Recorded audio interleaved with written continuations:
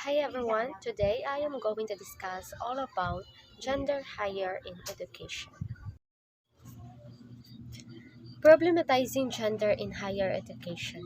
We have sustainable development goals, 5 gender equality, and we are confronted with silent spring, small is beautiful, and Laudato Si, and environmental awareness and sustainability is development cooperation and Gestalt environmental policies, minimum ethics, and our common future.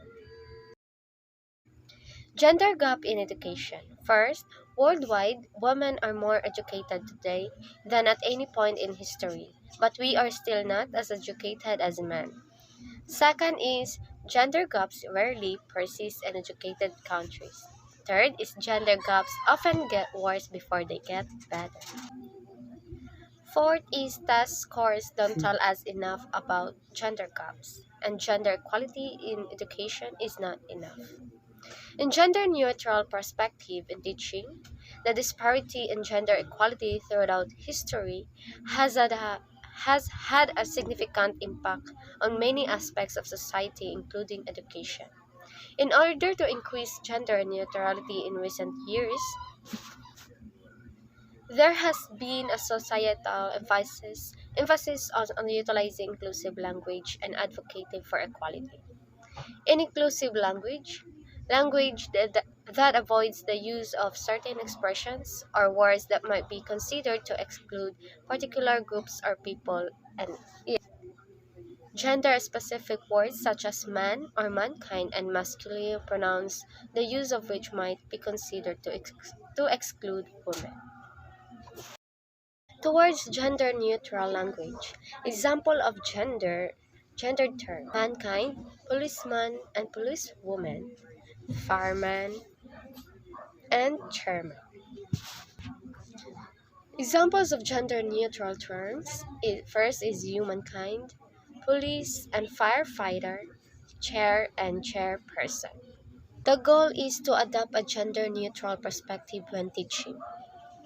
Parents and or teachers could help improve the gender inequality between men and women by supporting their children in undertaking specific study paths or work. Their ideas and or stereotypes reinforce usually unconsciously gender rules and reflect expectations regarding gender or sex. And best practices to be more gender inclusive is use not non-discriminatory language. And forms of address, there should be also be consistency in the way women and men are referred to if one of them is addressed by their name, last name, courtesy title, or profession, the other one should be as well. Miss or Mrs. Miss or Mrs. Care should be taken to use the form of address preferred by each individual. However, when that preference is not known, precedence is given to Miss or over Mrs. as the former. So there's a challenging task for gender in higher education.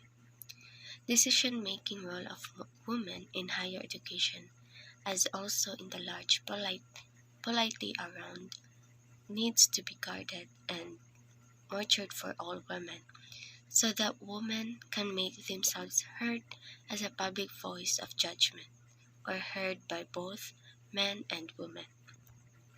An expansion of gender dimension in educational curriculum, not only in higher education but all levels, and particularly in science and technology curriculum, should be meant for the public domain of judgment of both men and women alike. Access of women to higher education, and here, although positive discrimination in their favor is called for, in general emancipation of the subaltern. Women requires a priority over public protection of the allied woman's interest. These, these therefore should be based on private domain of personal interest rather than public domain of universalism. access to tertiary employment after completion of higher education. Problematizing gender in higher education and why learning in isn't enough. Because a gender neutral perspective in teaching is also a value proposition for learning. And also because learning is not an individual undertaking but a communal understanding.